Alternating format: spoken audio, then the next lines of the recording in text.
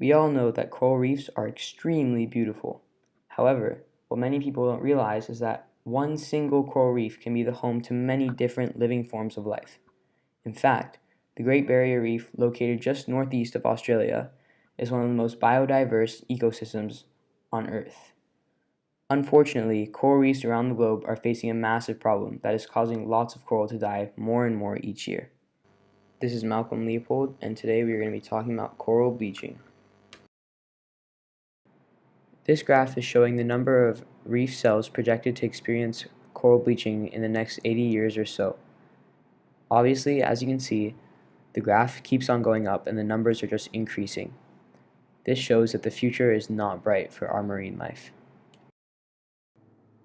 When water temperatures get too high, the algae that live inside a coral dies. Now this algae is called zooxanthellae. They are responsible for the majority of a coral's color, therefore without it, the coral's tissue turns transparent and lets us see the coral's naturally white skin. Now this isn't the main problem. Zooxanthellae are also the main producers for food and energy in the corals. With the help of photosynthesis, zooxanthellae produce enough food to keep the coral strong and healthy. Without any of it, the corals become weak and struggle to survive. Many of them end up dying. Many people may not realize it, but coral actually has a great impact on our environment and economy. Firstly, according to Time magazine, 25% of all marine life rely on these coral reefs as their habitat. This means that without any coral reefs, 1/4 of the world's marine life population would have nowhere to live, and a lot of these species would end up dying. Now, strangely enough, our economy also greatly benefits from having coral reefs around.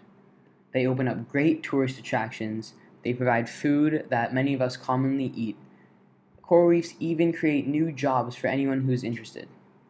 If you add up all these factors, over 500 million people have benefited from coral reefs around the globe. Luckily, we can right our wrongs and fix this problem. With the right water conditions, we can bring back our beautiful coral reefs and make sure that they stay healthy. Although bleached coral may still struggle to grow and reproduce after being recovered, that is still much better than our beloved coral reefs slowly dying away. So, let's get into exactly how you can help prevent coral bleaching. First and foremost, every single person on Earth can reduce their total carbon emissions. The reason water temperature is increasing is because of global warming, meaning that there's too much heat trapped in our atmosphere due to too much carbon dioxide. Little things like riding your bike or taking the train instead of a car when trying to go places will help the ongoing battle with global warming.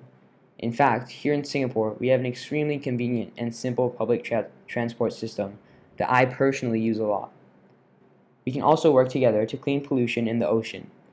Pollution flowing through a coral reef can also prevent coral reproduction and growth, so it is really important that we keep our oceans clean. Obviously, this task is a little bit more challenging for people who don't live near a coast. However, there are many NGOs that work on solving this problem. For example, an NGO called 4Ocean is working specifically at cleaning up waste found in the Great Barrier Reef. You can donate to them or simply buy one of their bracelets to help them with the cleanup process.